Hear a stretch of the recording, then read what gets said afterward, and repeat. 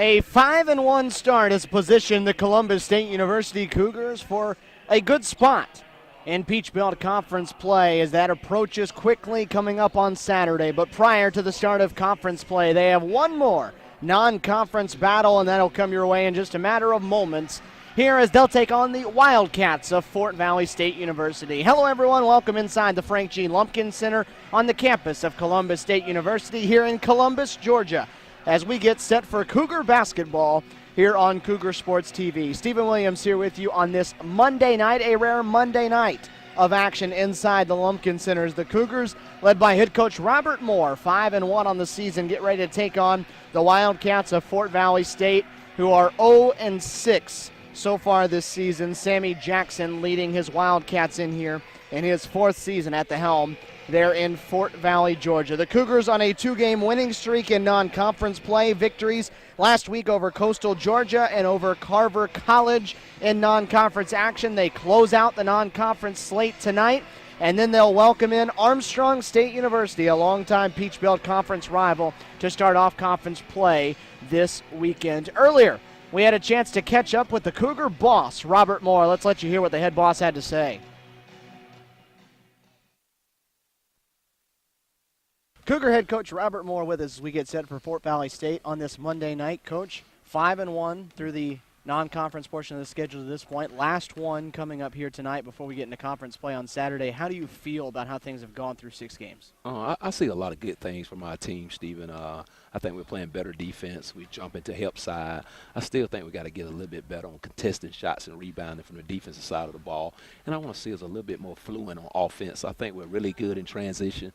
That's the best part of our offense right now, but we got to really get better in half-court sets and run our half-court offense. Came into the year with all of these seniors that had been here, been in this program. Have they given you something a little different this year? For the most part, I think their leadership has been good. Then the thing about them, they played last year, so they know the league. They know the other opponents that we're playing, so I think they're a little bit more prepared. But I want them to show a little bit more leadership toward the younger guys, freshmen, and some of the juniors that we have, and I think we'll be fine. On Saturday, you had Carver College come in here. You picked up a 10-point win. It was a game that was a little bit more spread out than that before they got hot there in the last couple minutes. What did you think of your group on Saturday? I thought we started off slow. I thought we was a little sluggish, and then I thought the second half we really picked it up on defense.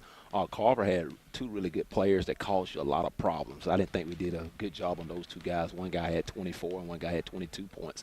I think we got to do a little bit better job of staying focused for 40 minutes and closing teams out. So with an older group now, because a lot of times that's something you see with the younger guys, how do you emphasize that in practice? How do you get them to do that? I think more than anything, just staying focused in practice and watching film and saying, guys, hey, we had a little 5-minute segment here that we really didn't do anything, and I think we can't have those laws. I think we had those laws last year where we went 7-8 minutes without scoring a field goal, those kind of things, turning it over, missing free throws. I think we got to stay a little bit more focused on taking care of little things. I think we'll be fine. Saturday we watched Chevy Keaton come in here off the bench, really spark the group with 11 assists. How do you see that point guard role kind of shaking out tonight, and what's your plan for that? We're still going to start Ty Harris. He's the bigger guy. He played a lot last year, but I think Chevy brings that kind of continuity to the team that we need. He finds guys in transition. He knows how to break down the defense and get guys better shots. And those are the kind of things that we've been working on with all our point guards, just not Chevy. And I think if our point guards understand that they have to get everybody involved before they look out for themselves, I think they'll have good games. And I thought Chevy did that on Saturday. He really got his teammates involved. And when you get guys involved like that, Tim Dixon started running the floor harder, DeAngelo, Kirkland started rebounding, guys start setting better screens. It's just contagious that they start doing other things well when they know they're going to get the basketball. Let's look at DeAngelo, the improvement he's made from last year to this year. You look at he's averaging a double-double. He's leading the Peach Belt Conference in rebounding. Where has his biggest improvement come from last year to now? I think staying a little bit more focused on the floor when he's on the floor, knowing that he can do certain things really well and concentrating on those 2 or 3 things that he can do really well. I thought last year he tried to do a little too much, tried to take too many outside shots. I think now he knows he's a great rebounder, so he go into the glass. He knows that he can drive guys because he's kind of quick for his size. I think he's sticking to those 2 things, and he's doing those 2 things really well. And I think that's helping his game. And he did a great job this summer and the preseason getting stronger so he can finish on the inside. Fort Valley State, the team coming in here tonight, and they come in here with an 0-6 record, but you look at it, probably not the same way you'd prepare for an 0-6 team because they've played a lot of teams really close this year. Oh, yeah, and they're a rival team. A lot of people from Columbus or from Fort Valley, and we always had that little rival thing with Fort Valley State. So I told our guys, this is not an easy game. And Stephen's the kind of game that we want, though, to prepare for Armstrong Atlantic, because Armstrong Atlantic got the same kind of team that you see at Fort Valley. They're athletic, they're strong, they can cause you problems on the outside and the inside. So it's going to be a tough game for us, and I hope our guys are ready. We've looked at it, Fort Valley. You talk about the post players in there. They go 6'11" and 7 foot. You talk about your tallest going at 6'10", and Tim doesn't really have the stockiness to match up with them. So how do you have to go about defending some of that in the post? We got to bring their big guys outside so we can cut to the basket and drive them. We can't just let them sit in the paint and on the block and just score. So we're going to do some little things that we worked on in practice yesterday, of taking their big guys away from the paint and being able to drive them to the basket. So if our guys execute the game plan, I think we'll be fine. But those big guys can cause us trouble, so we got to be ready to double down on them if we have to. Coach, final non-conference game of the year. We're looking forward to it. Best of luck. All right, thanks, Stephen. Head coach Robert Moore giving you his final thoughts here from the Lumpkin Center as they get set to take on Fort Valley State in the final non-conference game as they get set for Armstrong here on Saturday. But some business to take care of tonight before we start focusing on Peach Belt Conference play. Fort Valley does come in here 0-6, but as you heard Robert Moore say, this is a team that can be a little pesky. They're very athletic, maybe not the most talented bunch, but they are explosive, and when they get going, they can really light it up. For CSU, they will be playing a man down tonight out of their starting lineup. Shane Hayward not in uniform for tonight's contest, so that will take someone out of the middle for this team, and that'll be something that you'll keep an eye on all night because Fort Valley, very big across the front line. You look at it, 6'9" in the middle, 6'11", 7 foot coming off the bench, so they have some very good size on this team for Fort Valley. And CSU, outside of Tim Dixon at 6'10", they don't really go any taller than about 6'7" anywhere else on the floor. So size advantage definitely in the favor of Fort Valley in the blue uniforms tonight.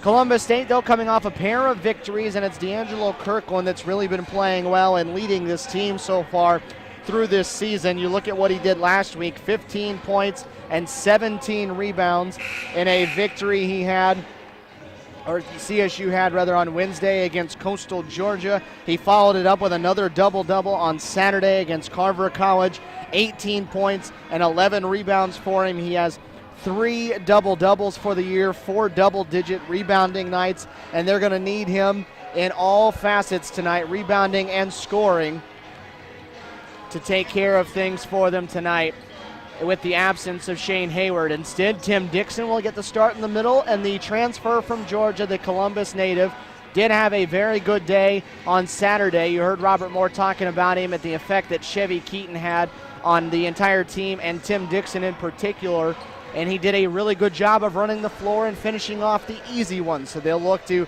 set him up for similar things tonight and hope that he can provide a presence around the rim that they'll need against some of these bigger players. Fort Valley State, a team that struggled to score the basketball a little bit this year.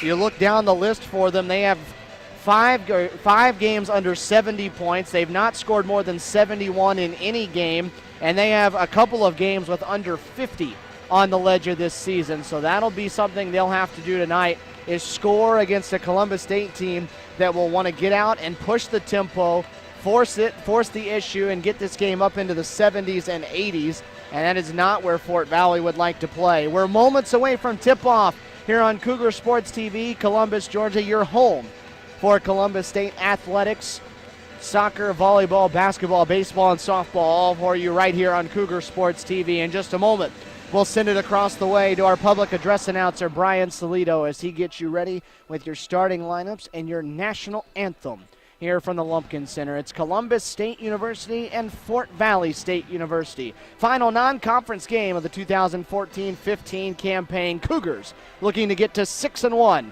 as we set you up for the tip.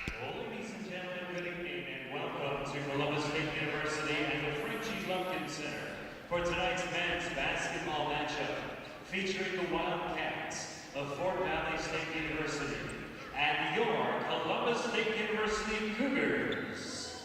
In just a moment, we'll introduce tonight's starting lineups, but first we ask that you please rise and remove your hats. Here to sing tonight's national anthem, please welcome Columbus State student Frankie Mincy.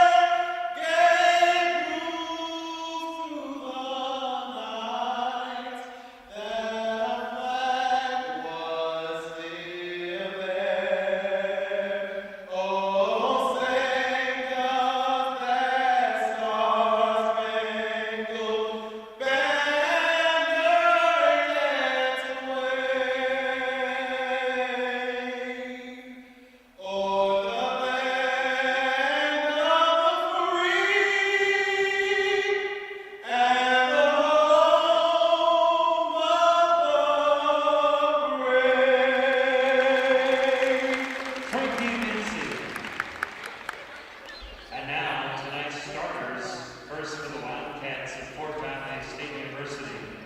At 1 forward, 6'6", a senior from Savannah, Georgia, number 0, Tyrone Brinson.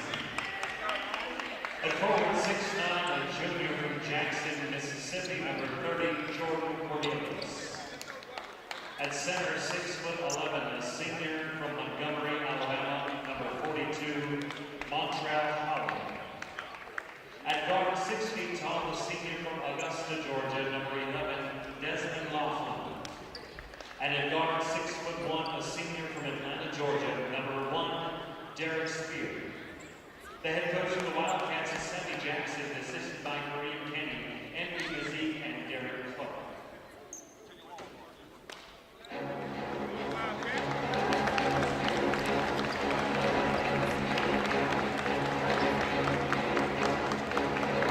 And now, Cougar fans, let's meet and greet the starters. First and forward, 6'8", a senior from Pensacola, number 24, DeAngelo, Kirkland.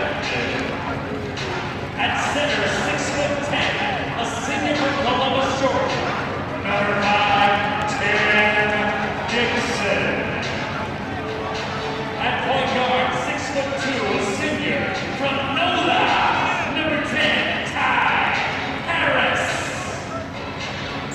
At one guard, 6'4", a senior from Orlando, number 4, BJ Battle.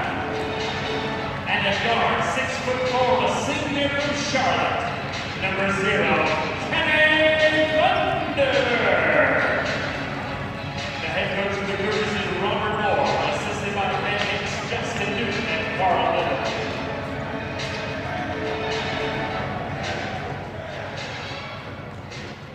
Your starting lineups from the Lumpkin Center here in Columbus as we're set for tip-off here on Cougar Sports TV. In white for the Cougars, it'll be Kenny Funderburk, BJ Battle, and Ty Harris, your backcourt, the 3 guards for Robert Moore's Cougars. In the middle, DeAngelo Kirkland, the senior from Pensacola, back-to-back double-doubles, and Tim Dixon, the senior from right here in Columbus, the Georgia transfer. Getting his first start in a Cougar uniform with Shane Hayward, not in uniform tonight. On the opposite side for Fort Valley, the road blue uniforms, the white writing, the yellow trim. Ty Brinson, Derek Spear, a former Cougar. Desmond Laughlin along with Jordan Cornelius, and Montreal Holly, the man in the middle with the long dreads, wearing number 42 for Fort Valley. It's Cornelius and Dixon to jump it up in the center. The tip tapped a couple of times into Harris's hands, and Columbus State working right to left as you're looking at it, has the opening possession. Cougars trying to go 6-1 in the non-conference portion of the schedule before they hit Peach Belt Conference action this weekend. Only blemish on the record, a loss at St. Leo the day before Thanksgiving. They'll give it off Dixon. He'll try a long 2 that misses everything too strong. And Derek Spear has the backside rebound. Derek Spear, the point guard for this team, was on this Columbus State roster a year ago. Played in 13 games, averaged 4 points, an assist and a half a game. Didn't see much time. He was about 3 or 4 down the depth chart for Robert Moore's bunch, so he decided for his final year he was going to head off, play somewhere else, and made Fort Valley his destination. So a return to his former playing ground here tonight. There's a turnover. Funderburk with the steal, the outlet to Battle, and our first 2 of the night belongs to Columbus State, and it's a jam for BJ Battle.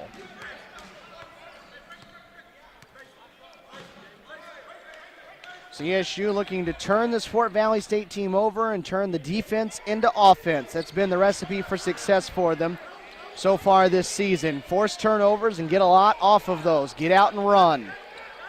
Spear off a screen, a long 2, falls off to the right. You see the height of Fort Valley tipping that one around. Funderburk, though, streaking to the other end. He'll back it out and let Harris set it up top. Robert Moore, year number 5 of his tenure here at Columbus State. A year that he really wanted to prove some things with this Columbus State team, as a foul on the ball will go against Jordan Cornelius, the junior out of Jackson, Mississippi, picking up the foul. They get it in underneath, and Kirkland, they're going to say, traveled with it as he was trying to pump fake to the rim, so a CSU turnover. Robert Moore, 61 victories in his 5 seasons, well, 4+ seasons rather. He's won 53% of his games. 14 wins a year ago, and they're over a third of the way to that point this season. And now a foul on the ball is going to go against Ty Harris. A little too tight on the guard that time by Harris. A foul per side as the offense a little behind the defense here in the first 2 minutes.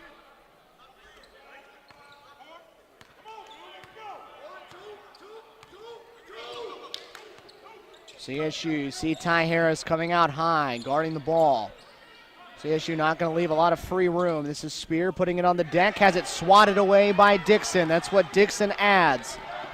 That shot blocking presence in the middle. Funderburk high off the glass on the other end. CSU with a couple of transition baskets. They hold a 4-0 lead. Brinson, a 3 from the corner. The lefty knocks it down. Funderburk, other end, quick answer, gets the friendly roll. Bounces a couple of times and down. Funderburk with 4. Brinson, another interesting story for this team, as he'll try from the same exact spot. This one missed a little to the left. Brinson practiced with this Columbus State team a lot of last year. He was here in school, decided not to stick around for this year to play as a Columbus State Cougar. Instead, transferred to Fort Valley. Spear misses again, his 3rd miss. Another tap and another chance, and Brinson misses a 4th opportunity at it, but CSU getting killed on the glass at the moment. Fort Valley going across the front at 6'11", 6'9", and 6'6" right now, as Funderburk gets called for the foul on the reach.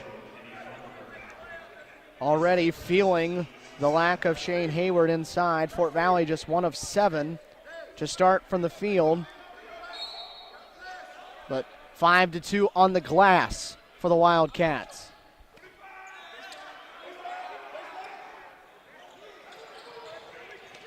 Robert Moore jumping almost on top of an official there, wanting a foul call. Instead, they get a foul against CSU away from the ball, and that's on Tim Dixon. So CSU has committed 3 fouls in the first 3 minutes and 36 seconds of this one. So a fresh 35 for Fort Valley, who's had this basketball for quite a while on this end of the floor. Derek Spear up top, being guarded closely by Funderburk. Funderburk never broke from the 5-second call, nearly got it. Cornelius lost it for a moment, nearly traveled, and instead they'll extend it out up high, still with 15. This is Laughlin driving into the paint, dumps it off. Cornelius lost it and then had it stolen. Funderburk streaking to the other end, all the way to the rim, left-handed finish. Funderburk with a quick, easy 6. CSU making 4 of its first 5. 4 consecutive after they missed the opening shot of the game. Brinson puts it on the floor. The floater doesn't go. The tap follow is there for Cornelius. That size playing a huge factor early on.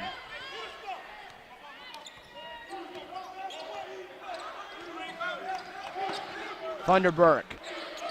A heat check for him from 18 feet. Hits off the front of the rim. Brinson driving to the rim, and Kirkland underneath him is picking up the blocking foul. So 4 of the 5 Cougar starters now with a foul early on.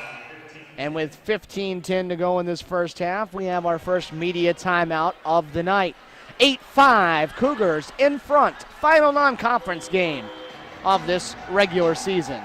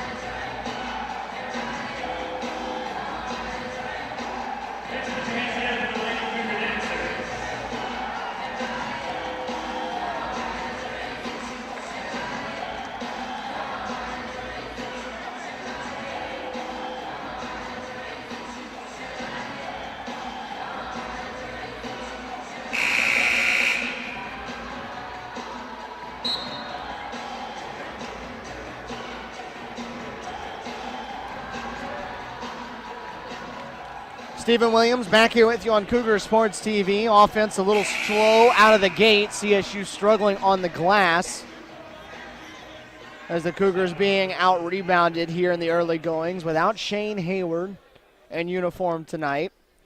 Robert Moore choosing to keep him off the court. Tyrone Brinson at the foul line coming out of the timeout. CSU already with 4 fouls in the first 5 minutes. Chevy Keaton, who sparked this team off the bench at the point guard spot on Saturday, had a career-high 11 assists, and he's out there now to run the show. And Keaton stepped on the sideline, so a turnover on the opening possession as Fort Valley springs on a little on-ball pressure.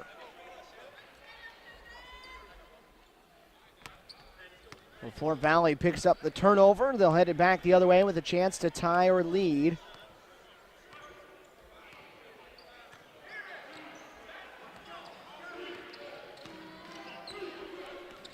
Cougars holding the 2-point edge, but for no longer as Derek Spear, who I'm sure feels like he has a lot to prove tonight, has his first bucket of the game to tie this one at 8. Spear, the former Cougar, you know he'd love to have a great game in front of his former team. Kirkland to the rim, falling left, goes off glass. Kirkland with his first basket of the game.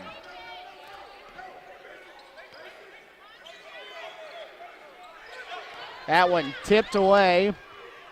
Holly ended up with it underneath. And they're going to say he was the last one to touch it, and the Cougars will keep it. Ralph Wilson, the 7-footer out of Americus, Georgia, out there in the middle, so even taller now for Fort Valley State on the interior. They go 7 foot, 6'11". Between that post combo right now. Brent Jackson into the game for the first time for the Cougars. Keaton, Jackson, along with Funderburk, Kirkland, and Dixon. Kirkland with Wilson guarding him. Wilson tipped it away from behind. They'll outlet it to Spear. He'll go up, fight off the body contact. The first miss isn't good, but running the floor, Brinson now is 6, and Fort Valley State has again leveled the contest. Brinson, the leading scorer for this team, but Fort Valley with nobody averaging double figures. 9.3 a game is all that Brinson averages as the team leader. There is Funderburk again. Funderburk with 8, and Sammy Jackson not happy on the Fort Valley State sideline. Stomping his feet over there. Looked like he was frustrated with Ralph Wilson. Brinson to the rim. Left hand doesn't go, but a foul coming up on the shot against Brent Jackson will send Brinson back to the line. So Columbus State very quickly putting itself near the bonus. Not even 7 minutes gone by. The good thing for them on that note is Fort Valley State not a good free throw shooting team this year, under 58%. Brinson, though, has 2 of his first 3. Kirkland will sit. Dimitri Davis is in. On the opposite side, Holly sits as Fort Valley goes a little bit smaller. Demario Black, the senior from Warner Robins, Georgia, in for the first time. Brinson now with 8. Ties Funderburk for the game high as it's 12 all. Dixon, the turnaround from 15 feet.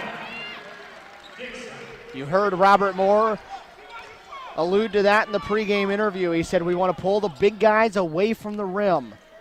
And at 6'10", if Tim Dixon can knock it down from 15 feet, they will do just that. As an illegal screen coming up against Brinson will send it back the other way. Brinson picking up the foul, his first, the team's second. And CSU with it back in a 2-point edge. Cougars 7 of 9 from the field so far, and everything inside the arc. Nothing from the outside just yet. Funderburk will try again. And he's fouled, may have sold it just a little bit, but a little body contact will send Kenny to the foul line.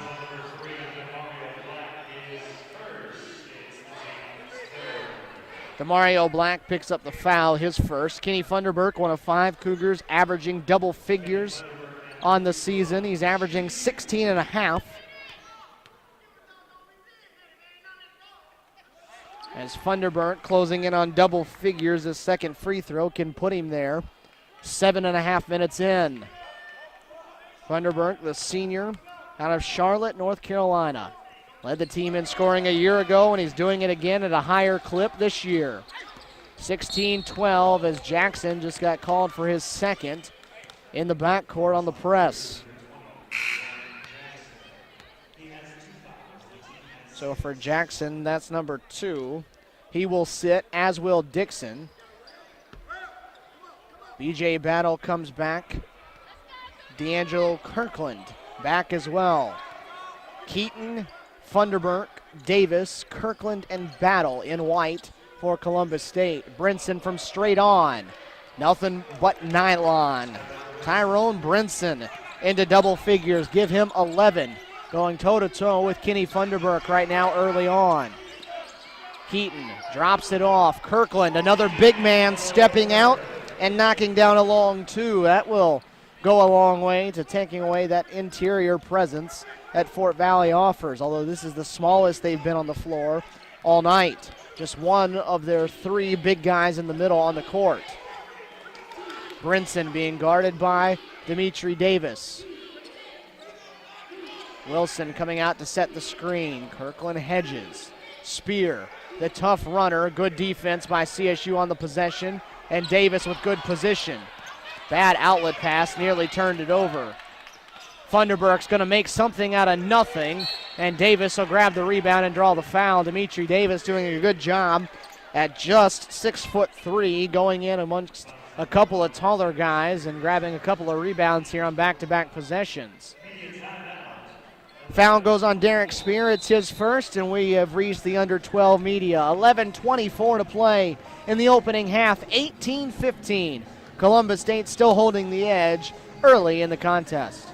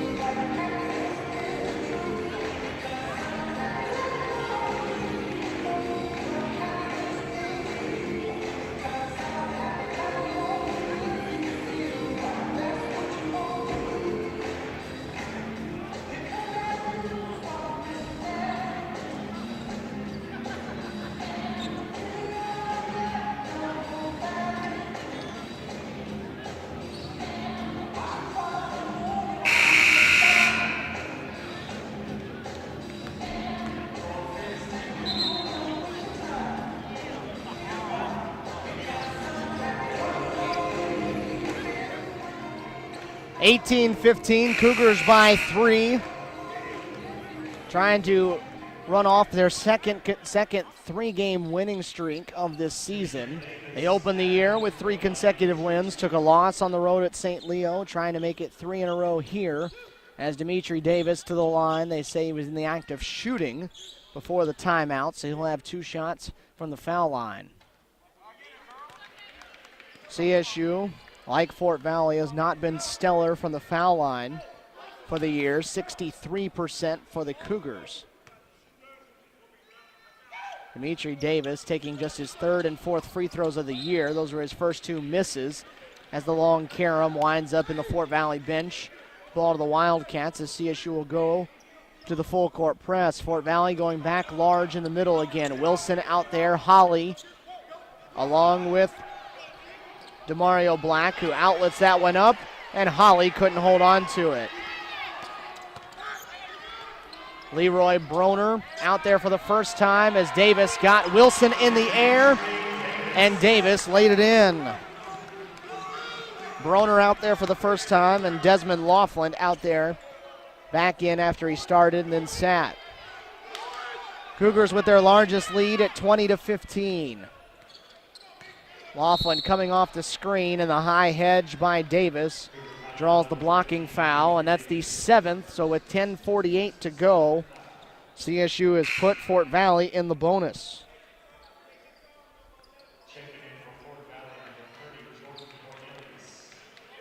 Ralph Wilson comes off the floor. Jordan Cornelius back in. As it's Desmond Laughlin, the 6-foot senior guard out of Augusta, Georgia. 61% from the foul line this year, and that one barely drew iron at all. On its way by. Again, this is just a 58% shooting free throw team. As CSU now having to deal with a little pressure in the backcourt and near the midcourt stripe. Keaton still in at point guard, drops it off for Kirkland. The fall away hook over the Twin Towers comes up short. They don't have to block shots to be effective, just change some. And there's Davis in the right spot again. Dimitri Davis giving CSU some good minutes. Keaton goes coast to coast, battle a three from the corner.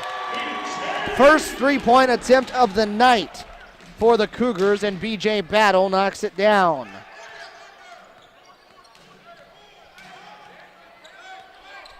Battle extends it out to an 8-point game now. The answer from the southpaw Broner is an air ball, way too strong. And now a reach-in foul on the far side of the floor. Coming against Desmond Laughlin, that's his first. Dixon back, Harris back. Keaton and Davis will sit. Derek Spear comes back in as Broner will sit down. Midway point of this first half, CSU opening up its widest lead at 8. Underneath, they lost B.J. Battle, and Kirkland found him for the easy 2. Battle with 7, and it's a 10-point game, and Sammy Jackson wants timeout. Cougars 11 of 15 from the floor to start this contest in less than 11 minutes of action, 25-15. They have a 10-point edge on Fort Valley here on Cougar Sports TV. Once again, that's CSU Cougars at CSU Cougars on Twitter. Don't forget to use the hashtag GoCSU, and you can connect with the rest of Cougar Nation.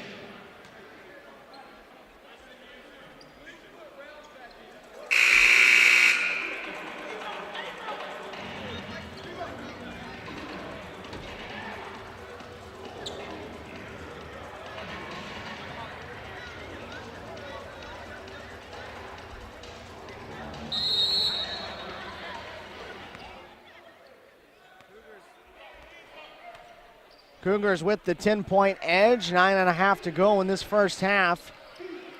CSU stretching this lead out.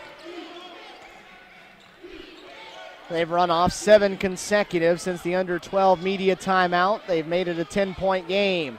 Dixon with long arms takes that one away. Funderburk in transition just inside the foul line. Kenny Funderburk having himself a first half. Funderburk now 5 of 7 from the field, and he has 12. Cougars red hot from the field, and they're getting a lot of easy ones, and there's an unforced turnover against Fort Valley as Brinson comes back in for the Wildcats. Holly will be the one that sits down. They will also sub in for the first time to Ariel Franklin, a junior from Gadsden, Alabama. As Cornelius sits down, so Fort Valley is going to go small now. Brinson at 6'6", the largest one on the floor. Franklin at 6'5", so CSU with a height advantage now. Kirkland trying to take advantage of it, missed his attempt. Too strong. So Fort Valley going mostly guards now. Spear, a 3 in front of the CSU bench, rattles at home. Derek Spear with 5. He had 24 on Saturday against Georgia Southwestern. Rather, against Georgia College. A game they lost in overtime. The game in which Fort Valley actually had a huge lead in, looking for their first win of the season, and ended up giving up every bit of that lead, going to overtime and falling 76-68. Battle puts it on the floor, the fall away. Kirkland taps it to himself, and he's fouled in traffic. So now CSU flipping the tables with the height advantage. It was Fort Valley that had the big edge in that department. CSU, though, with the edge, they grab the offensive board, draw the foul, and it takes us to another media timeout. 27-18, 7:58 to play here on Cougar Sports TV.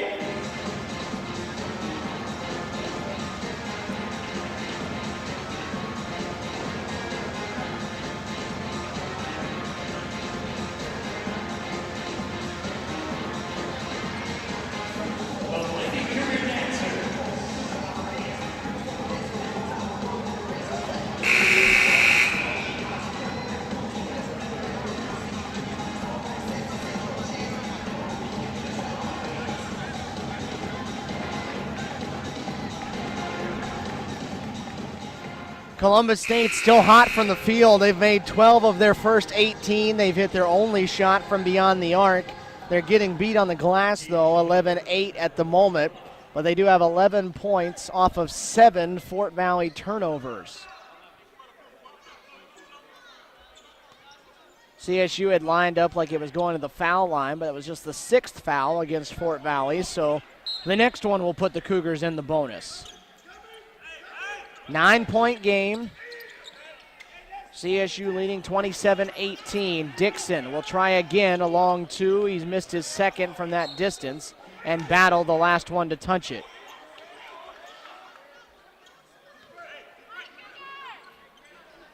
CSU off the dead ball will again go to that full court press.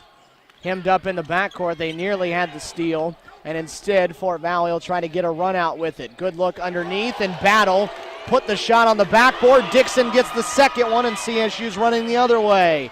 Kirkland off to Funderburk for the lay-in. Battle and Dixon with a pair of blocks, taking away easy ones, and it turns into an easy 2 on the opposite end. Spear will try another 3 off the front rim.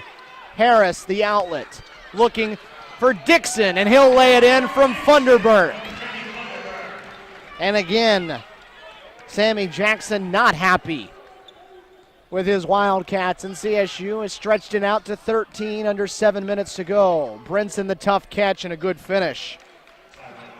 Brinson with 13, trying to single-handedly keep the Wildcats in this. He has 13 of their 20. Kenny Funderburk, the game leader, he has 14 in this first half, nearly to his season average.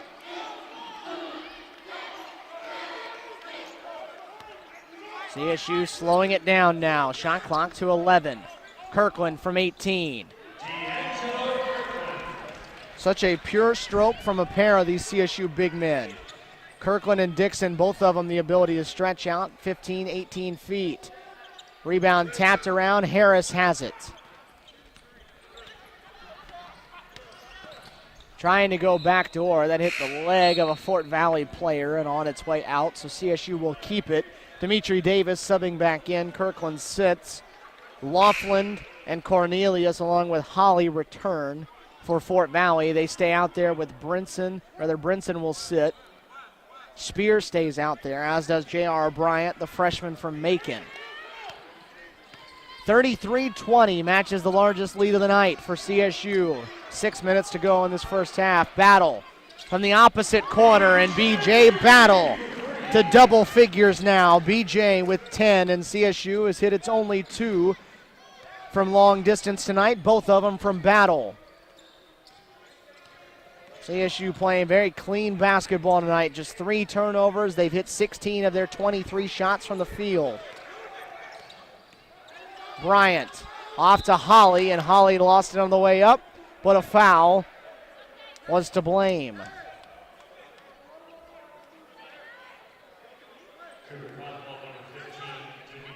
Foul is on Dimitri Davis.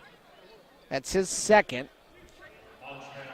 So to send Montreal Holly to the line to shoot two, and as he does, Sammy Jackson holding a huddle of his own, pulling everybody from around the rim, so no rebounders for Fort Valley State. As Sammy Jackson using this as a chance to get a timeout without having to take one. So they will sacrifice this rebound for a free huddle.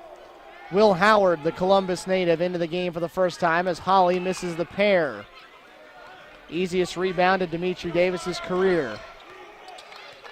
CSU a chance to add on to what is a 16-point game. 36-20, 5:20 to go. Battle just inside the line, and CSU having all kinds of success in that 15 to 19 foot range just inside the line. Battle with 12.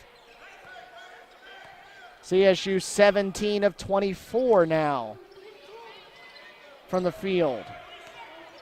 Cornelius off to Bryant, a left wing three, too strong. CSU a chance to make this a 20-point game on this possession. Harris dumps it off. Davis will do so with the left hand. And CSU doubling up Fort Valley State 40-20. This is as good as CSU has looked offensively in quite some time. Spear, they're going to wave off the shot.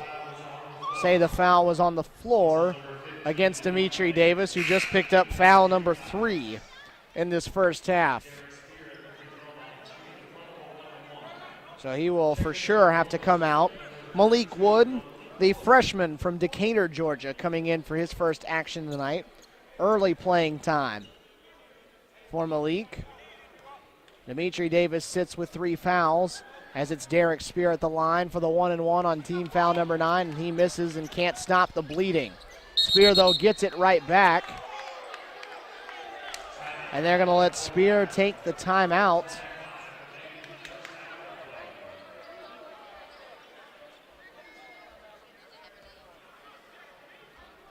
So Spear, after missing the free throw, does go get the steal and gets the timeout called to keep possession back for Fort Valley State. 40-20, though, where we stand right now, is CSU playing very, very well in this one. They don't have Shane Hayward tonight, and despite not having him in the lineup, the offense and defense doing a good job. Fort Valley just 7 of 23 from the field, 3 of 7 from downtown. They've shot it well from beyond the arc, while they haven't done a whole lot else very good so far at this point. 30% from the field for Fort Valley State. CSU shooting a nice crisp 72% from the field here in this first half. That will win you a lot of games.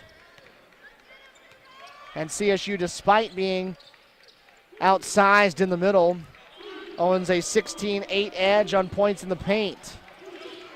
Bryant, the dish for Spear in traffic. The shot doesn't go as Keaton tried to draw the charge. Keaton, Funderburk, Wood, Kirkland, and Howard out of the timeout for CSU. Keaton trying to go to the rim, had it poked away, and CSU will keep it. Laughlin, Bryant, Spear, Brinson, and Broner out there as they again go with 5 smaller players for Fort Valley. So CSU back in the height advantage now with the current configuration on the court. Kirkland has to save that one inbounds.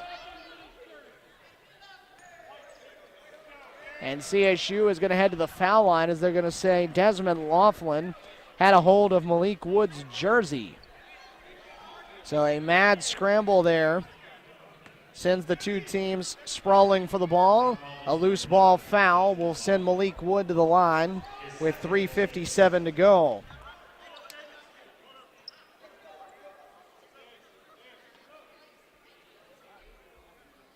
I believe we'll head to the final media timeout of the half, and they will. 3:57 to go. Final media of half number 1. CSU doubling up Fort Valley State 40-20. Cougars on top.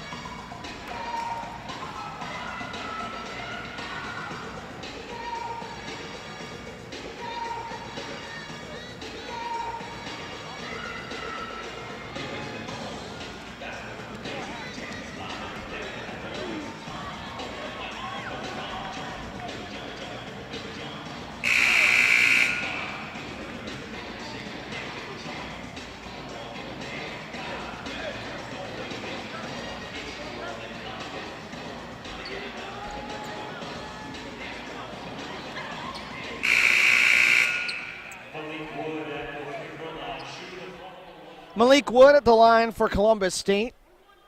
He'll shoot the 1-and-1 after the timeout. Wood with just 5 points so far in his Columbus State career. He's 3 of 4 from the foul line, though. Make it 3 of 5 as he can't get that one to go. Kirkland with the follow and one. Sammy Jackson had just checked Ralph Wilson, the 7-foot center, into the game. But they give up an offensive rebound, and Wilson commits the foul to add a little salt to the wound. Kirkland with 8 already, trying to make it 9. But he leaves the free throw short. 42-20. It's a 22-point game now. Fort Valley State has not scored since the 6:55 mark. That made it 31-20. CSU scored 11 unanswered over the last 3 and change. Nearing 3.5 to go. This is Bryant, the shot clock at 7. He's tied up, but they're going to say Wood reached in. So that will be double bonus time here for Fort Valley State. Bailing out the Wildcats did Columbus State with that foul. So J.R. Bryant, the freshman, will head to the line. Playing about 14 minutes a game so far in his first season of collegiate basketball.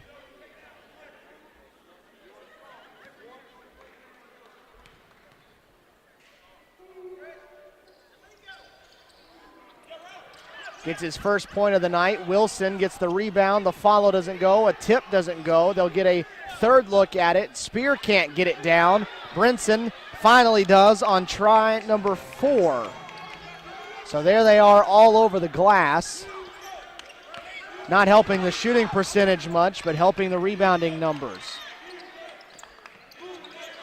So first points for Fort Valley in nearly 4 minutes. Howard short on a 3.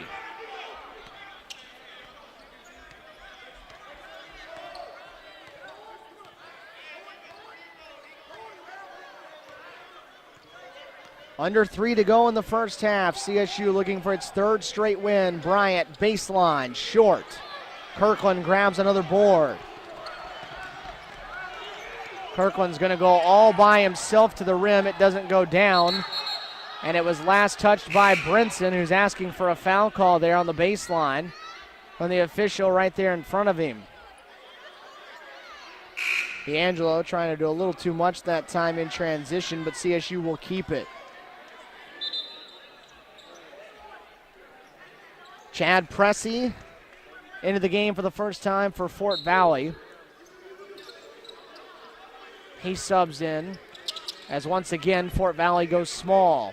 BJ Battle back out there for the Cougars. Funderburk drops it off for Wood, who lost it on his way to the rim. Broner stepped in and got a hand on it.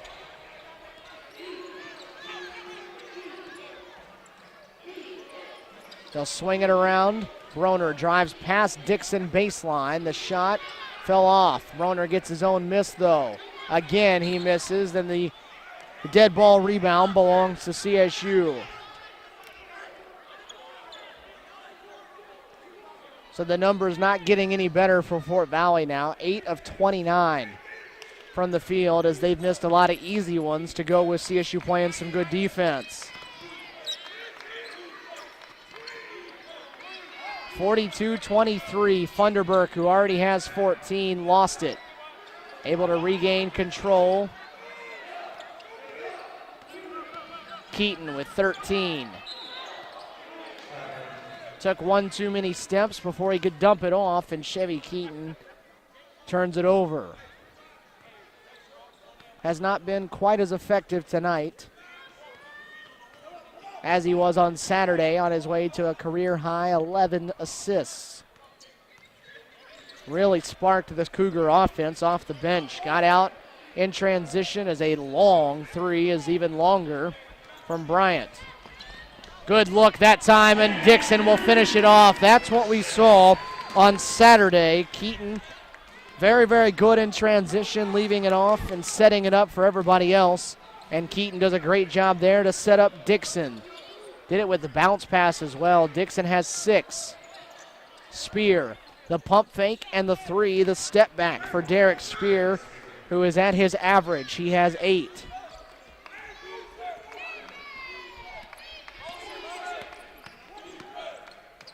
Brings it back inside 20. Under a minute to go. Funderburk driving left to the rim. Doesn't get the friendly roll. Wood trying to clean it up, and he'll head back to the line. Malik Wood in traffic that time, just reaching up and taking it away from everybody. Draws the foul on Pressey, his first, and Wood back to the line where he's 0 for 1 tonight.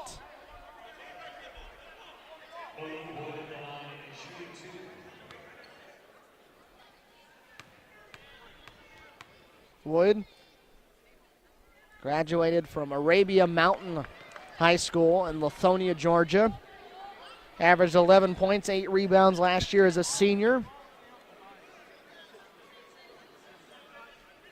Getting a little bit of run here in this first half. Very, very athletic, but still a little raw talent-wise and ability. Misses both free throws, so he's 0 for 3 from the line tonight. Stays an 18-point game, and the shot clock and game clock only about a second different. So Fort Valley State can essentially hold for the final shot should they choose.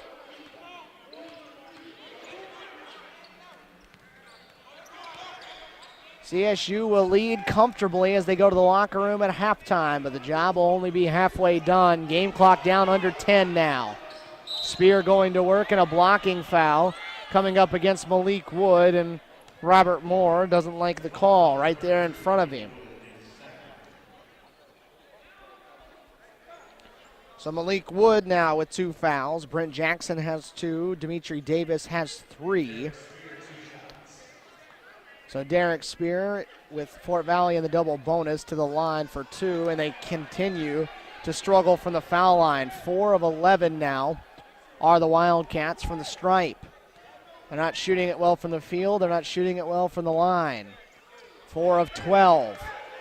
Final 5 seconds now. CSU looking for one more basket. Funderburk, coast to coast, drops it off for Dixon. The slam goes. They will count it. And CSU takes a 20-point lead into the locker room at the break. An emphatic finish to the first half for the Cougars as Funderburk goes coast to coast, finds Dixon for the slam. The senior has 8, and the Cougars have a 20-point lead as they go to the locker room at halftime. 46-26, CSU in front. Kenny Funderburk leading the way for the Cougars with 14. BJ Battle has 12. Tim Dixon and DeAngelo Kirkland with 8 apiece. Dimitri Davis with 4. And that is it. Only 5 Cougars have scored, despite the fact that CSU has 46 points in this first half. Tyrone Brinson leading the way for Fort Valley State, even though they only have 4 scorers that have put any points on the board. He has 15. He's the game leader at this point. 8 for Derek Spear, and then it's 2 for Cornelius, 1 for Bryant. So Spear and Brinson have combined for 23 of the 26 Fort Valley State points. Not getting much help from anybody else, and CSU rolling through the first 20 minutes. 46-26, Cougars lead. We take the halftime break with them. We rejoin you in just a few minutes with some of your first half stats and your second half here from the Lumpkin Center in Columbus, Georgia. 46-26, Columbus State leads here on Cougar Sports TV.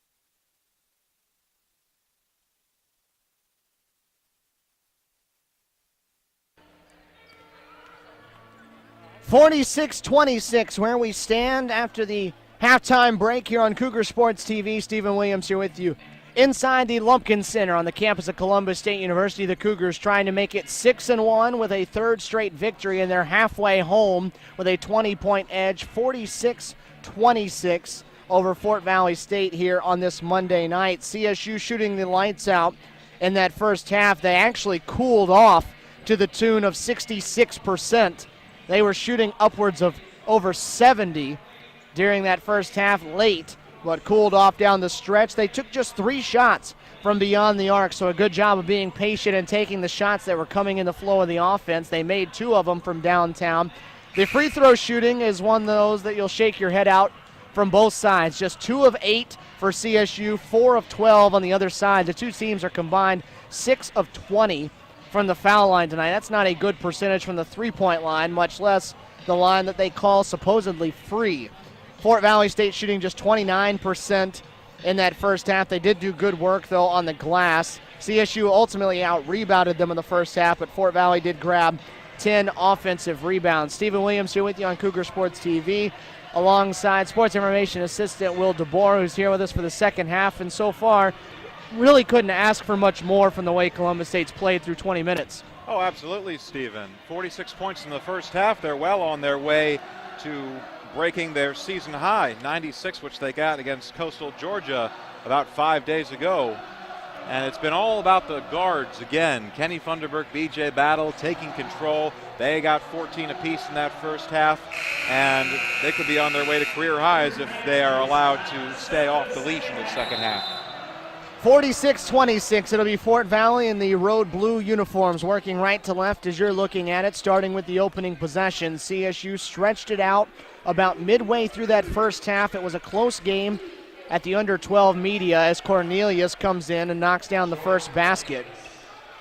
But CSU put together an extended run and pulled away as Kenny Funderburk has it bounce around a couple of times and off. He had one of those go in the first half, this time not as lucky. Brinson wasn't looking for it. It hits him in the head. A run out for BJ Battle and a one-handed finish. Battle with 14 now. Ties Funderburk for the team lead. Brinson leads all scorers. He has 15. Dixon got a hand on it. Battle tries to save it back near midcourt. They won't reset the shot clock.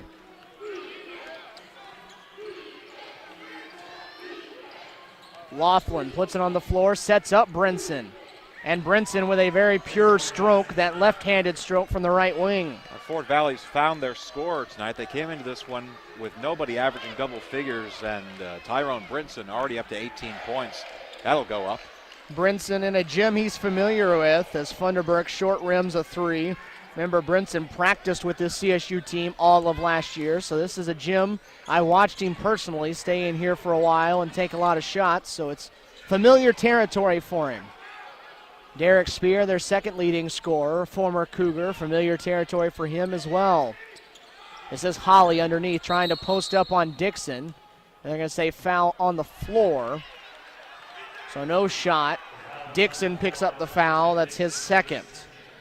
Key for Tim Dixon to stay out of foul trouble in this game with Shane Hayward not playing. If he gets into trouble, then it's young Malik Wood who's got to get a bunch of minutes. Another Fort Valley turnover, and they will stop a run out. I'm not sure if it was on purpose, but it turns out to be a fortunate stop as Derek Spear picks up the foul. It's his second. It stopped Kenny Funderburk from slamming one home on the run out. Columbus State trying to put together its second 3-game winning streak of the season. Sandwiched around its only loss before they get to conference play on Saturday. Armstrong coming in here. Then they will hit a tough Eastern road trip the final week of the regular season before Christmas as they will head to USC Aiken and UNC Pembroke. Well, that Eastern Division in the PBC has really established itself as the cream of the crop this year. Lander's undefeated. Pembroke, its only loss came to Lander. GRU Augusta you can't count out. You know, you don't exaggerate, Steve, when you say tough Eastern road trip coming up. Kirkland, the slam, puts him in double figures. He now has 10. Into the corner, Brinson, another clean look, and he rattles it home. And Sammy Jackson will take the timeout with it. So Tyrone Brinson single-handedly trying to keep his troops in this ball game. He has 21 now, a couple of threes here in the second half.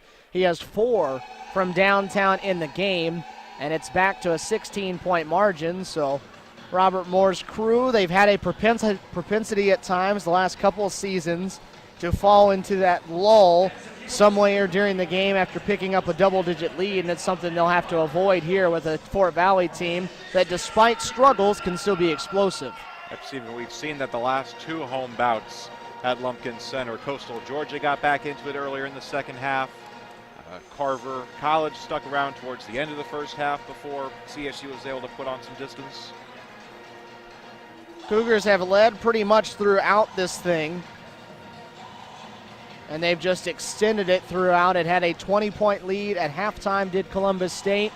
Now it's down to 16 behind Brinson's early shooting as CSU continues to cool off just a little bit from the field. Fort Valley heating up. The one place they've been good so far tonight is from beyond the arc. 6 of 11 for Fort Valley State, and all 6 of those belonging to the combo in the backcourt of Brinson and Spear. Nobody else has more than 4 points between those two.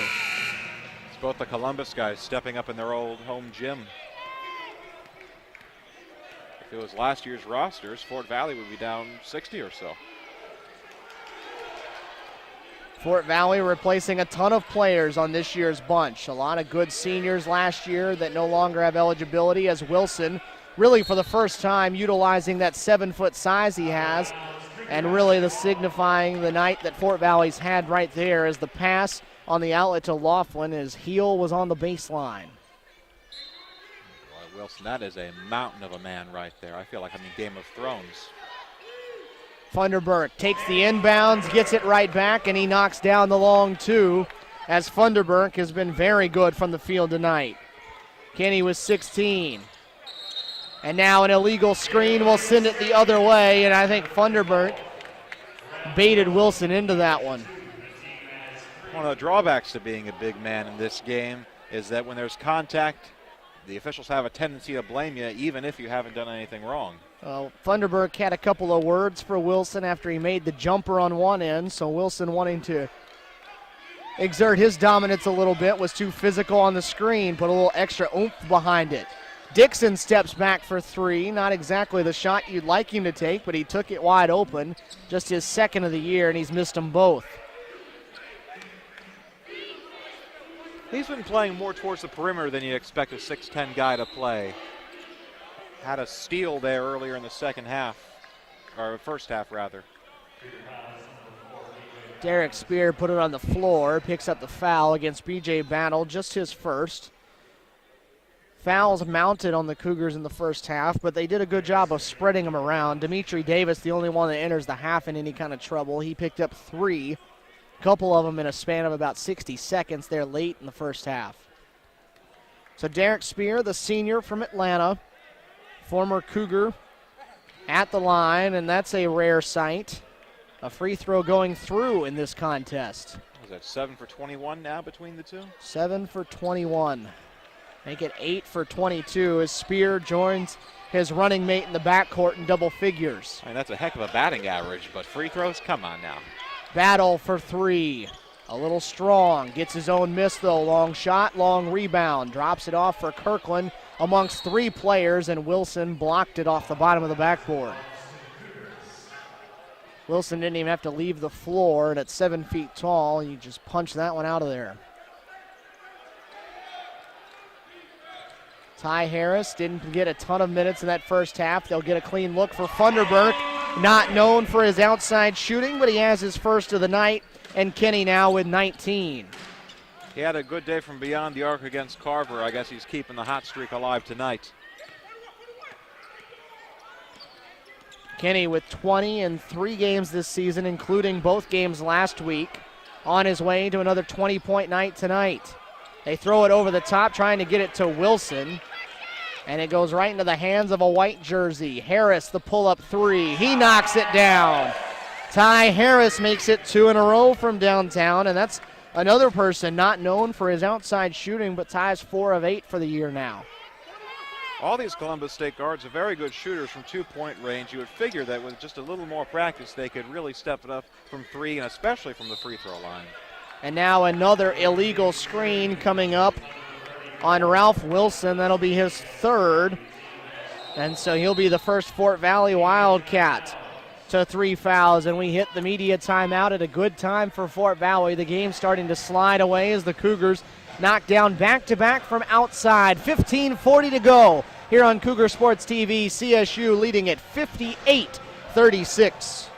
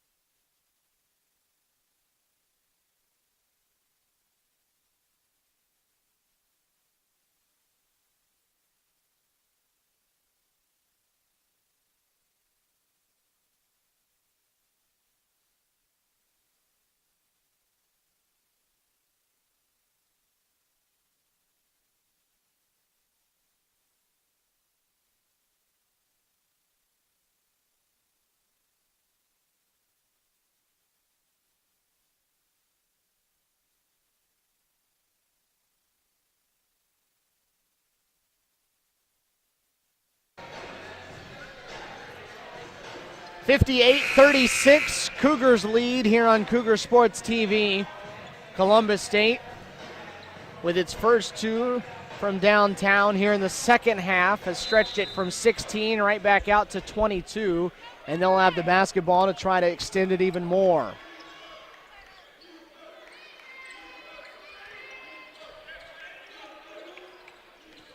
Funderburk, the pump fake, a good look underneath, found Kirkland in a tight window.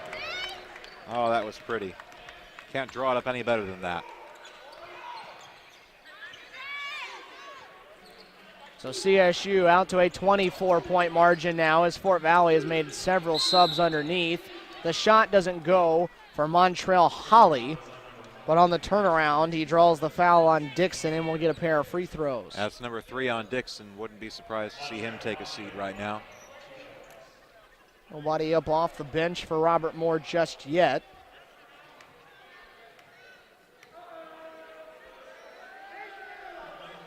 Montrell Holly, not what you would call a great free throw shooter. 2 of 6 coming into tonight. He's missed all 3 that he's taken. We will not be setting any free throw records, at least in the good direction, at any time tonight. Although you could have guessed that coming in with 2 teams that shoot below 63% each. Holly splits the pair. It's a 23-point game as we go 5 minutes into this second half. Brent Jackson in after a rough first half for him and way too strong on that 3. Funderburk goes right into Montrell Holly, challenging the timber underneath, and he'll go to the line. Kenny's career high in points is 26. He's 7 from that tonight. Has a chance to get within 5 with these 2 free throws.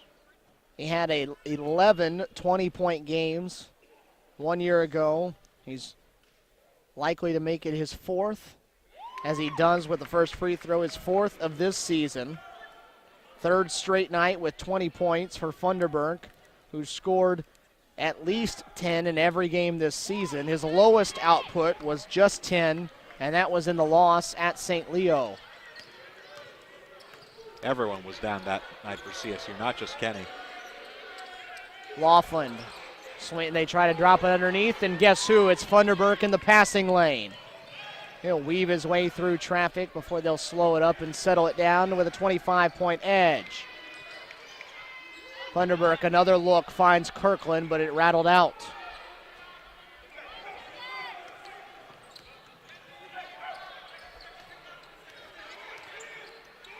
Fort Valley not a prolific scoring team, as you can see, as Funderburk picks the pocket of Brinson. He's got Dixon running alongside, and Dixon has Laughlin step in his way before he could get to the rim to finish. A big collision will send Dixon to the line. Lucky break for Tim Dixon that defender didn't get his feet set. That would have been number 4 against Timmy. Instead, it's the third on Desmond Laughlin and Tim Dixon to the line, where he hasn't been very often. 6 of 7 coming into tonight from the line and gets the friendly Lumpkin center roll. A rare big man who can shoot the free throws. Dixon a chance to get in double figures for the second consecutive game. He had just 12 points through his first 4 contests in a CSU uniform. Since then, he's had 8, 10, and he has 9 already here. So playing better minutes in the last 3 contests as he's in double figures for the second straight game. He keeps building by 2 every game. He'll be averaging 40 by the end of the year. 4 Cougars in double figures, even though only 6 of them have scored at all. 3-pointer over the top of Kirkland doesn't go down that time for DeAngelo Franklin. They'll get a second look, and that one misses everything short, and CSU with a 3-on-1 run out. Jackson leading the way, off to Kirkland. A little too much mustard on it, but Kirkland, with the nice hands, makes the catch and the basket. Kirkland likes the mustard on it. 14 now for DeAngelo Kirkland. There's a foul from behind. Ty Harris reaching in, picks up his second. 4 fouls against Columbus State as Robert Moore will go mass substitution here. 4 new ones as Brent Jackson stays. The other 4 starters come off the floor for CSU. Will Howard, Chevy Keaton, Malik Wood, and Dimitri Davis out there in white for the Cougars. Montrell Holly will sit down. Cornelius back in for Fort Valley. Laughlin will head right to the line off the inbounds. They squeeze the pass in, and Malik Wood draws the foul. Coach Moore wanting to get a look at his second team with a 30-point lead. They've had significant minutes over the past couple days. Carver, a bunch of them played against Coastal Georgia, trying to get that bench warmed up in time for the PBC season. You never know when you're going to have to use them. A night like tonight when your starting center is out and a third stringer in Malik Wood has to come in and get significant minutes. Well, he's getting them tonight. Laughlin splits the pair. It's been about what you would expect at the line right now, as they will get J.R. Bryant into the lineup, get Laughlin out of there with his 3 fouls. It was the first point for the senior there at the foul line. Keaton to run the offense now. Howard and Jackson, the pair of shooters, and they're a little smaller inside now. Howard, a long 3. Doesn't go, and Jackson just about who brought the house down with the tip jam. Steven, that was just a pass to Chevy. He just did it theatrically. Howard to get another look. Rolls out, so a couple of misses for Howard on the possession.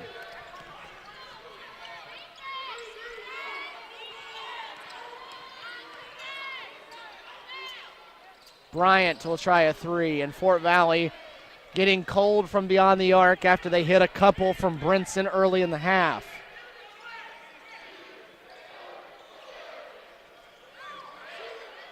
CSU, a lot of changing positions on the floor right now with the skip passes. Shot clock down to 15, 12 and a half to go. Keaton, the high teardrop, not there. Wood on the tap.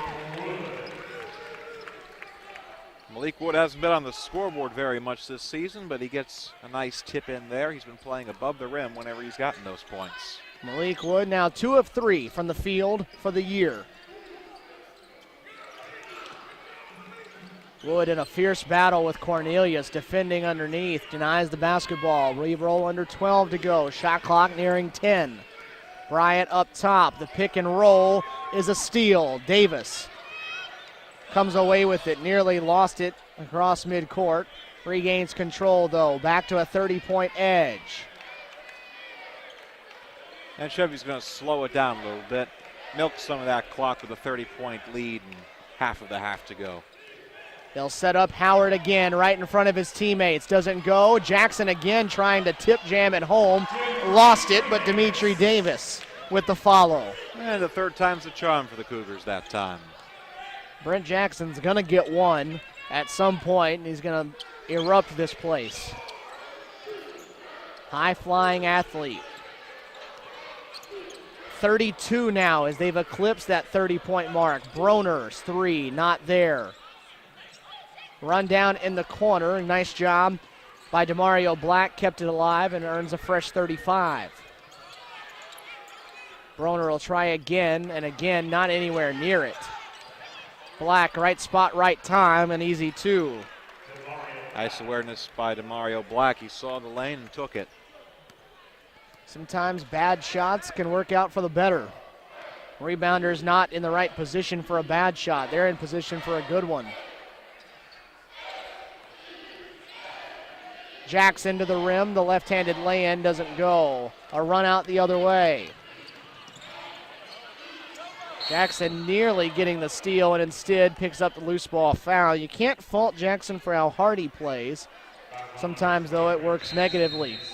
Unrestrained that time. Picks up the foul. And he just hasn't been able to get the limbs under control on some of that above the rim play. But once he does, like he said, Steven, it's going to bring the house down. 10:20 to go. Cougars well on their way to what would be a 6th victory for them. And Peach Belt Conference action coming up on Saturday. 70-40, they lead Fort Valley State.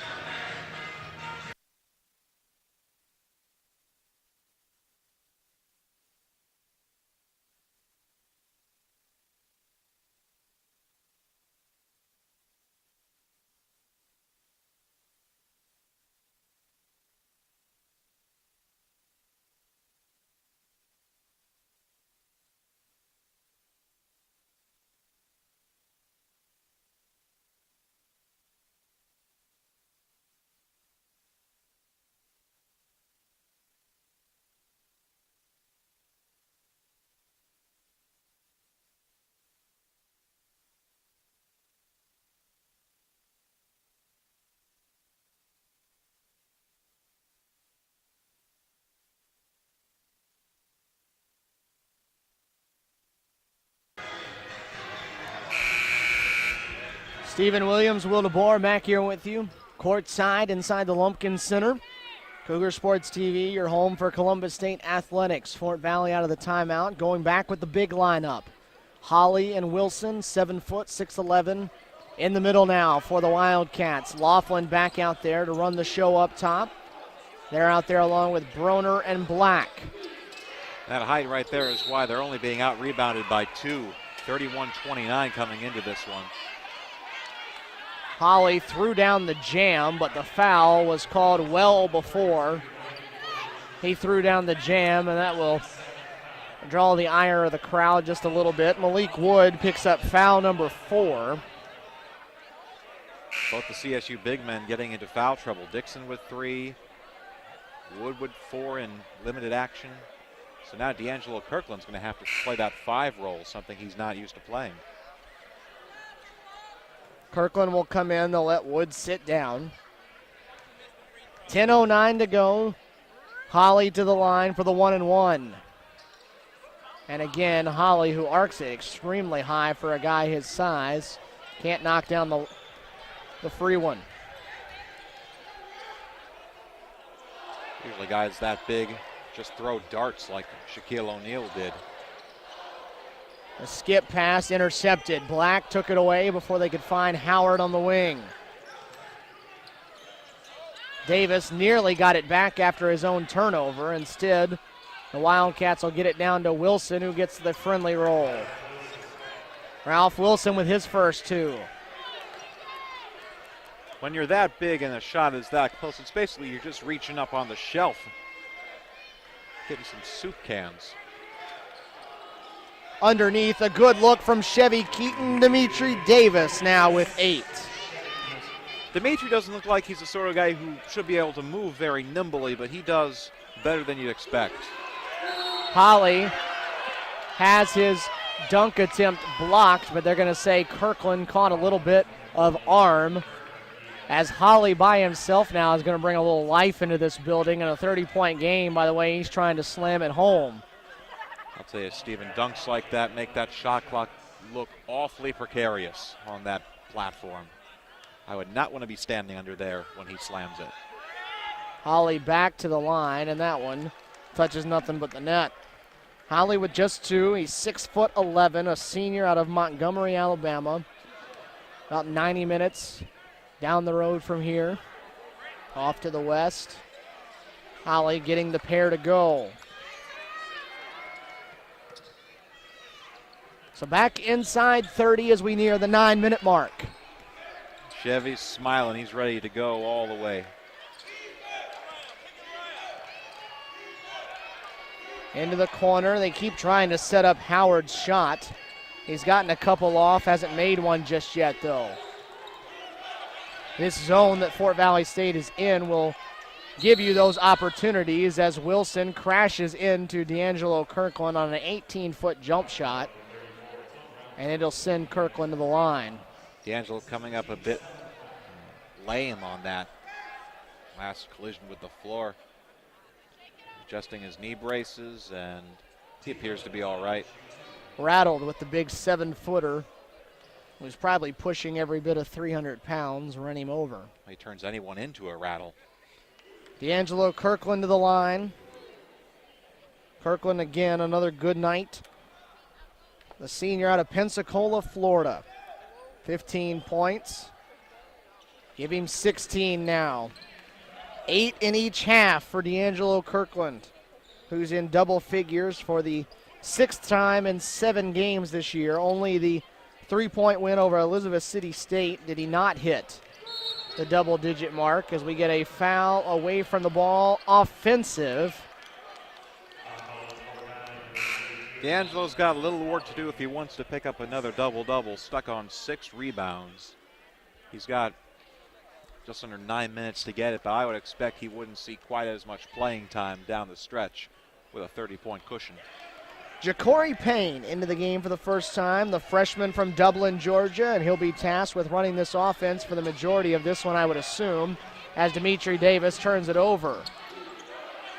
The fortunate roll on the loose ball finds Wilson, and Wilson lays it in. Not the way they drew it up, but it works. Howard's 3 rattles out again. He's just going to keep shooting and shooting until one falls down. That's what they brought him here for. They didn't bring him here to make layups. They didn't bring him to rebound, although he just got one. That was just his second all season. They brought him here to shoot threes and make them. 28-point game again, under 8 minutes to go now. CSU priming up for Armstrong State University to come in here on Saturday to start Peach Belt Conference play. Ball tapped away, immediate timeout upon us. 7:50 to go. 74-46, Columbus State cruising here on Cougar Sports TV.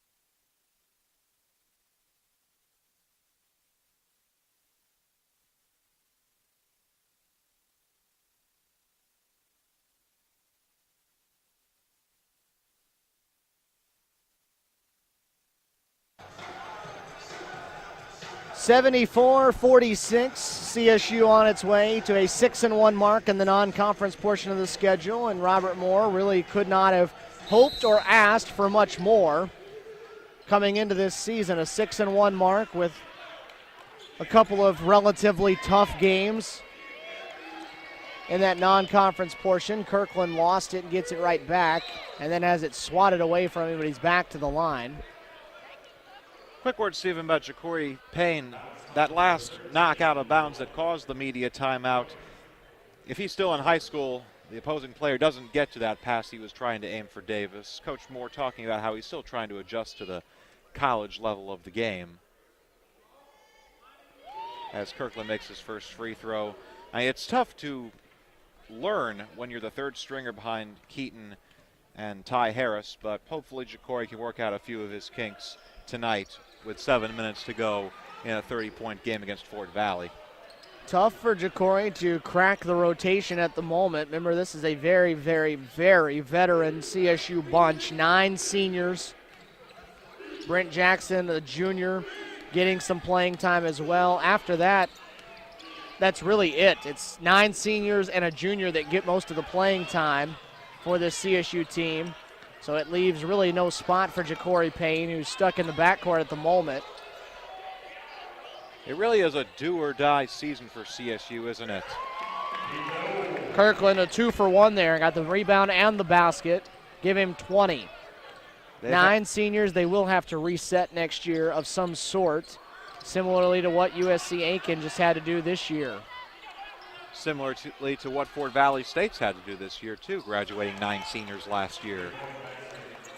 As Jamal Garr gets the 3 to go down. Just checked into the game for Sammy Jackson, the freshman from Conyers. Jump ball there, tied up on Kirkland's drive. CSU will keep it. USC Aiken last year, the team that went on to win the Peach Belt Conference Tournament on this floor, defeating Montevallo. Went on and won the Southeast region, got all the way to the Final Four before they were eliminated from the NCAA tournament. They replaced a large number of seniors as well. And they are finding the road to be a little bit tough when you have to replace that many guys. Payne doesn't get it to go. Marcus Boyd, who just checked in, had it for a moment and lost it out of bounds. Aiken to this point, just 4-4 on the year, and that's not something that is very common for Vince Alexander's bunch there in South Carolina. And their prospects aren't looking great in that PBC East with Lander, GRU Augusta, Pembroke. Francis Marion has just 1 loss. Flagler has just 1 loss. Garr rattles another one home from downtown. They'd probably find it easier to adjust if they were playing in the West, where meanwhile CSU with just 1 loss in non-conference play may have a shot at the top 2, top 3 of that division and a run into the PBC tournament. Clayton State and North Georgia also with just 1 loss so far in non-conference play. Georgia College, Georgia Southwestern with 2 apiece. And surprisingly, as Ja'Cory Payne gets his first 2, Young Harris and Montevallo, 2 of the teams that have been near the top of the Western Division the last couple of years, the ones that have struggled the most in non-conference play. But that's a situation where it could just be a sleeping giant type deal, where they're just trying to work the bugs out in the non-conference play, and when PBC season starts and they start seeing more familiar opponents, wake up, look out. Well, Montevallo is heating up. They were 2-5 at one point, had a couple of wins last week. Teran Brown, their star player and the favorite coming into the season for Peach Belt Conference Player of the Year. Easy favorite for that spot. Missed 4 games. Story goes that down in Puerto Rico they were playing a game, and of course a less than stellar Jim went to stop himself from running into a wall going out of bounds and shoved his hand through a window. Cut his hand and his arm, gashed it open, missed 4 games, so that obviously had some doing on it. Puerto Rico, my heart's devotion, may she sink into the ocean. Scramble for that ball on the floor, and I believe they're going to have a tie-up. And the jump ball this time favors the Wildcats. 26-point game, this one really not in doubt with 5.5 minutes to go, and that's generally when this type of game gets a little bit on edge for a moment. It's been a game that's been dominated by one side. You got a frustrated other side that hasn't won a game this year. And they're not looking to come back in this one either, Stephen. CSU's taken their starters out. Fort Valley's got their starters out. So it's the second teams all around in Lumpkin Center for the last 5 minutes. Malik Wood, a good defensive play there. Boyd steps into the 3 and didn't get it. Malik Wood just fouled out. Malik Wood fighting for that loose ball. Commits his 5th and final foul with 4:58 to go. So Wood will foul out with just 2 points on the night. That'll force Tim Dixon to come back in. So Dixon hasn't been out there, I don't believe, since he picked up his 3rd foul. That was 10 minutes ago, game-wise. a bit cold. Now we'll have to heat up in garbage time. This will give him another chance to, well, he's got 10 points tonight. He makes one more basket. He sets a new career high at CSU at least. Demario Black, the one at the foul line, just 2 points tonight so far for the guard out of Warner Robins.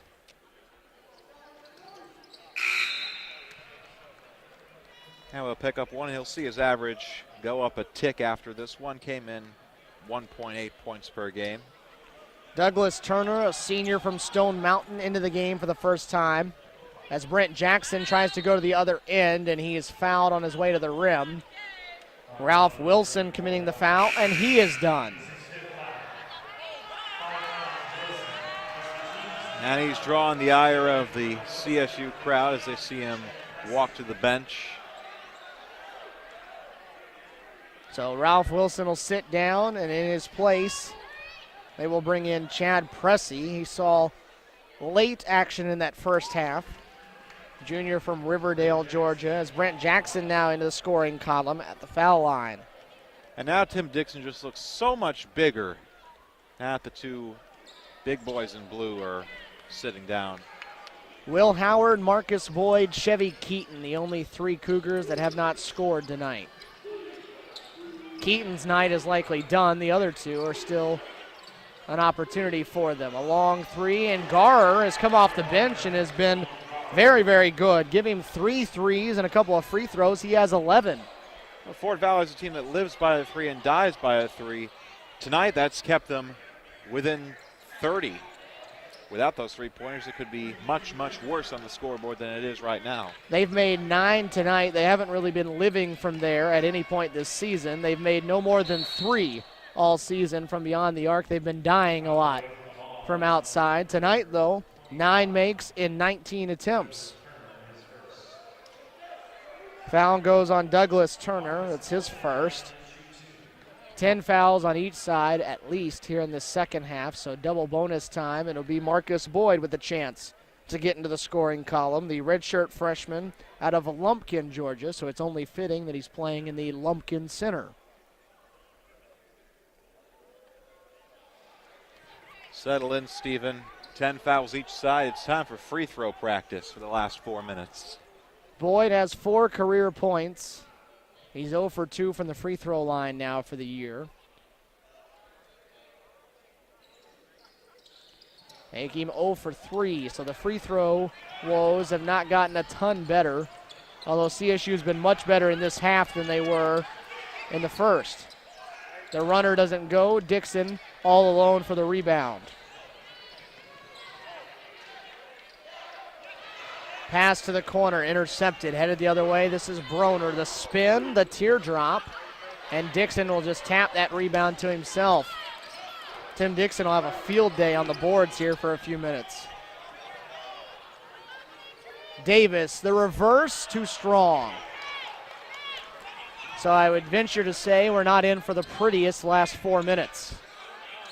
Turner's 3 goes down. The bench players coming in and knocking everything down from beyond the arc. And he's getting cheers from the sideline there. Fort Valley down 20, but still supporting their teammates out there, the ones who don't usually see playing action. Turner had only made 1 basket all year. It was a 3, and now he's got his second. 3:13 to go, our final media timeout of the night. CSU holding an 82 edge. State here this Monday night.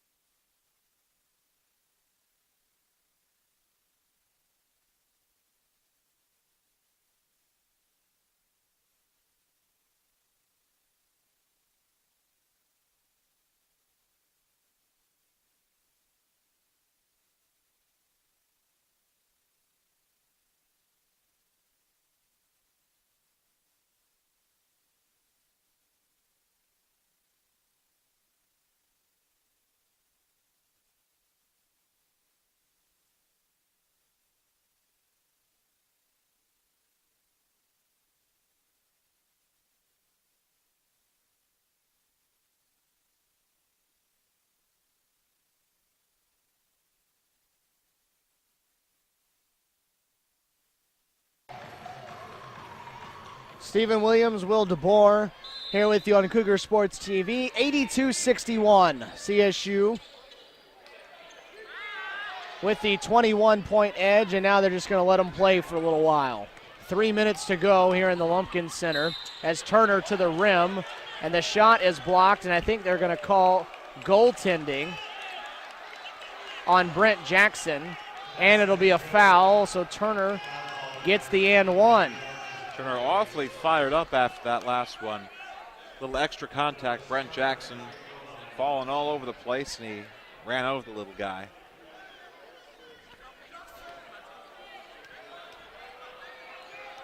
So Turner to the line. Turner and Garer have been very good here in mop-up duty off the bench for the Wildcats. They've combined for 17.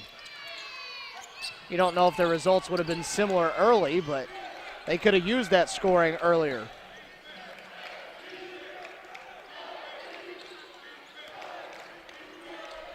So 18-point game. This is as close as it's been in a long time. CSU had it up over 30 for a long time in this half. Shot clock down to 10. Boyd off the screen. There's that run we're used to seeing, Stephen. It's just coming when it's a 30-point cushion instead of 10. And blocked at the rim was Pressey. He thought he got it clean, but instead Dimitri Davis will shoot a pair. Actually, they're going to say Garer picked up the foul, so Pressey's block was clean. This run is happening, but it is a little different from the usual because it's not the usual suspects on the floor. At this point, CSU's pulled most of those guys that get most of the run.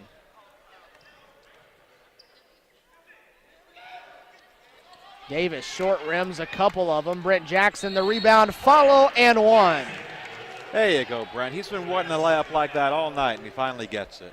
Second time that's happened tonight where CSU has missed at the foul line, gotten its own miss, and gotten an and one off of it. It's just as good as a pass, really. Foul on Pressey is his second. Jackson hits off the front rim again, so the free throw exhibition continues. Turner again from downtown. He's got another one. What is going on right now off this Fort Valley bench? I think they're finding themselves some pieces for the future. Dimitri Davis will bring them to life here with a big two-handed flush. And that ought to stop the bleeding. It certainly gets the crowd back into this one. The runner doesn't go. Crashing to the deck is Bryant, and he'll head to the line. 2:01 sitting on the clock, 86-67. CSU by 19. Fort Valley State now 11 of 21 from the three-point line tonight. And again, this is a team that had not made more than 3 3-pointers in a game all year. They have 11 tonight, and 5 of them here with a couple of players off the bench. Turner came into the night with just 3 points all year. Garer had 5. They now have 20 between them, and Garer fights for that loose ball and earns another possession. Wildcats been desperate to find their scorers in this rebuilding year. Maybe it's just because they're playing the second team of CSU. If I'm Coach Jackson, I'm excited to see what they can do next time against real competition. And it is raining threes right now here in the Lumpkin Center, at least on this end for Fort Valley, and a foul away from the ball. As Fort Valley State don't look now, they're within 15. I've seen Syracuse lose a 10-point lead with a minute to go before, Stephen. If I'm CSU, I want to be making these free throws in the last couple minutes. Ja'Cory Payne at the line. Fort Valley's throwing it in the ocean right now.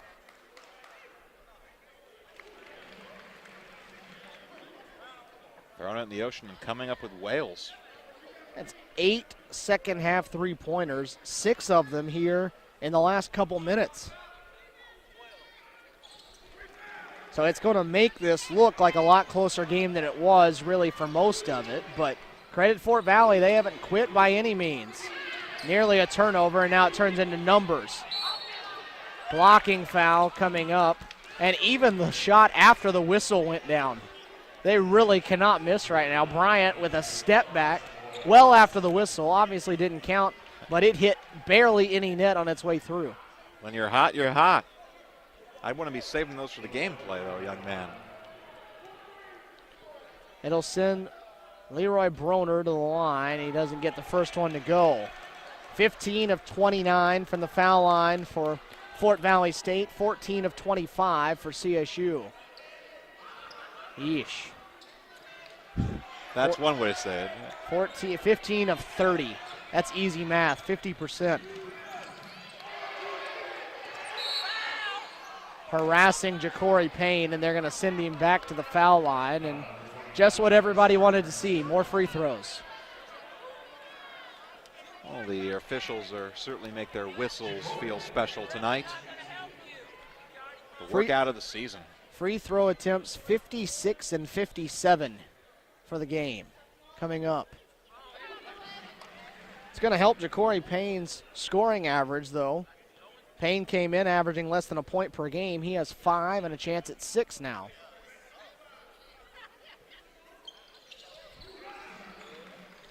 Six second-half points for Ja'Cory Payne. Triple his previous career high. I thought Garr was about to take that from 30 feet. Probably go in at the rate they're going at right now. They drop it off to Garr underneath. Had it blocked, but he's headed to the line. Foul is on Dixon. That's number 4. Timmy sharing some words with Jamal Garr. Give credit to the crowd behind us. They've stuck around as well to see this one all the way through. They've been chirping a little bit, especially here lately. Garr now with 12. Again, he came into the night with 5 points all year. Good rebound for Marcus Boyd. Now Will Howard's back on the court. See if he can finally get one of them to fall. Payne to the rim, right hand, no. Dixon tries to flush it, but he was fouled on the way up. At this point, it's just a game of anything you can do, I can do better, trying to one-up the other. So Tim Dixon to the line, a chance to set a new career high in a CSU uniform. And he'll do so. 11 for the big man tonight. In a game of little to smile about from the free throw line, Tim Dixon, not one you'd expect to shoot very well, but he has. Swish, swish, both times. Down to 1 minute to go. 92-72 is Garr again from downtown. It's getting borderline ridiculous here late. Fort Valley State really cannot miss from downtown. These freshmen off the bench have been extremely good. Davis to the rim, doesn't go.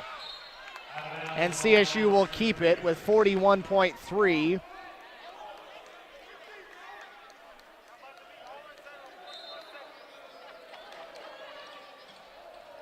Howard, a 3. Finally, it goes down for Will Howard. They've been waiting on that one all night. Howard gets it to go. It's a 20-point game again, under 40 seconds left. The 2 is short. Pressey saves it. Turner thought about another one. Instead, he'll drive, falling down. Dixon grabs another rebound, and that should wrap things up. Dixon picks up his 7th board of the night. Shot clock off, game clock down, ticking under 15. And CSU is going to improve to 6-1 on the season.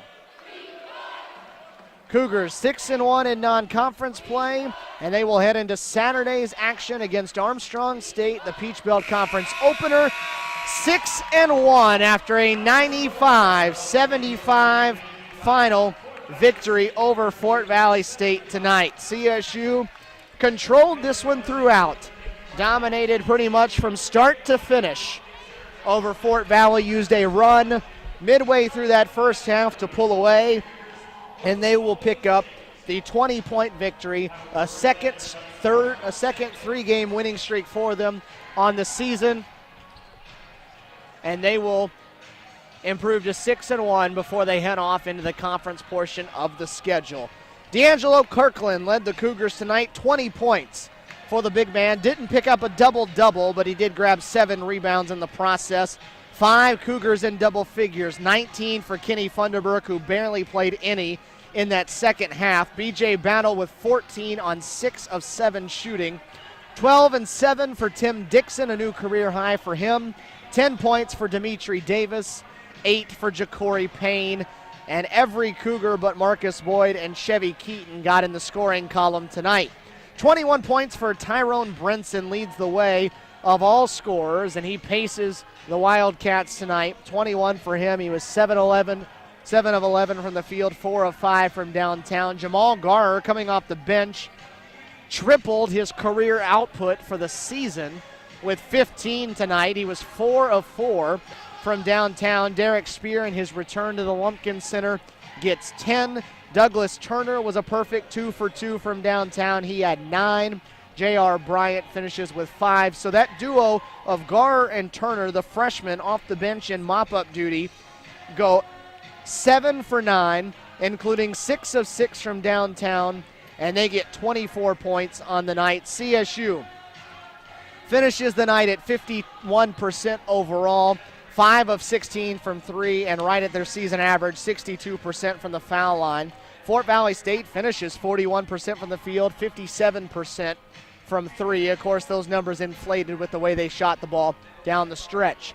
95-75 the final. We're right back here in this building less than 24 hours from now to wrap things up for a women's game. Tomorrow night, 5:30 the tip time from the Lumpkin Center. Albany State in town to take on the Lady Cougars, who look to stay perfect on the season and try to complete a perfect non-conference portion of their schedule. 95-75 the final here. We join you tomorrow just before the 5:30 tip-off here on Cougar Sports TV for the final non-conference game of the season.